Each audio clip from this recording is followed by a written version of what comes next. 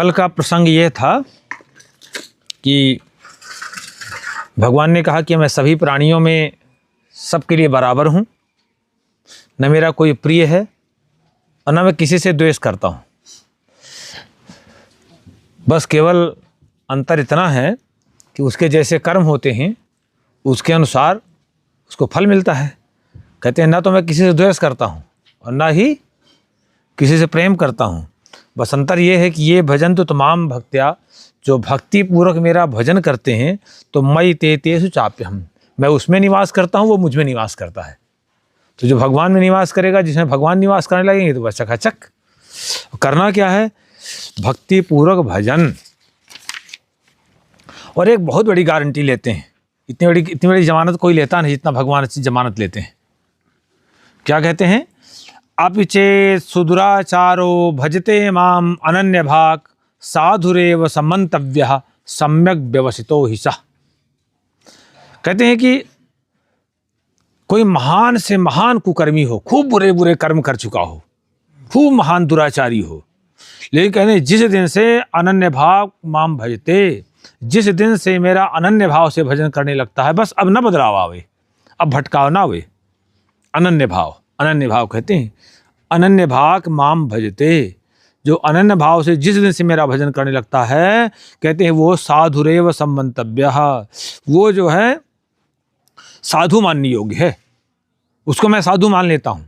क्योंकि अब ये हो गया कि सम्यक व्यवसितो हि सः, क्योंकि वो अच्छी तरह से भगवान में निष्ठा रखने लगा। सम्यक व्यवसितो हि सः, अच्छी तरह से दृढ़ निश्चयी हो गया कि अब मैं भजन करूँगा। और उसको और लाभ क्या मिलता है? क्षिप्रम भवति धर्मात्मा सस्वच्छांतिम निगच्छति कौन्तेय प्रतिजानीह न मे भक्त प्रणश्यति।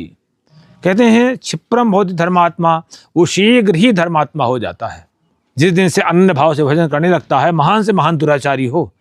लेकिन कहते हैं जिस दिन से अनन्य भाव से भजन करने लगता है तो शीघ्र ही धर्मात्मा हो जाता है और शाश्वत शांतिम निगच्छति, परम शांति को, अद्भुत शांति को प्राप्त कर लेता है।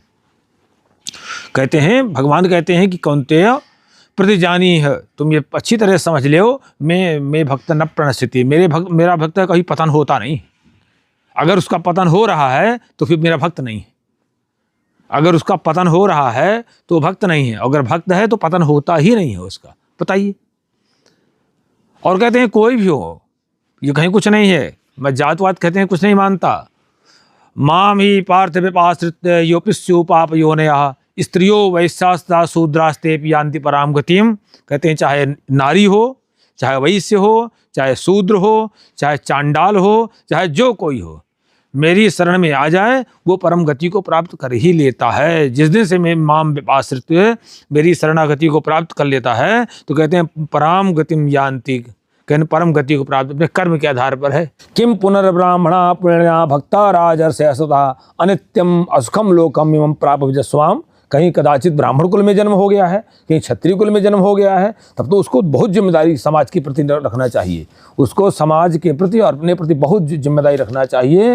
ये विचार उसको करना चाहिए कि ये शरीर और संसार क्षणभंगुर है। ये शरीर और जो हमको सुख मिला हुआ, जो हम सुख मान रहे हैं, जिसको ये सुखाभास केवल क्षणभंगुर है, और मानव शरीर जो प्राप्त हो गया हमको, तो इसलिए माम लोकम प्राप्त माम भजस्व, वो ब्राह्मण और क्षत्रिय तो उसकी विशेष जिम्मेदारी लगी, स्वयं भजन में लगे और अन्य को भजन में लगावे, क्योंकि ये समझे कि नहीं मेरी जिम्मेदारी क्या है, वो और जिम्मेदार नहीं। कहते भगवान कहते हैं उनको तो माफ़ ही नहीं करता मैं, क्योंकि मैंने इसलिए उनकी जिम्मेदारी में उस कुल में भेजा है कि तुम स्वयं सही रहो, अन्य को सन्मार्ग में लगाओ।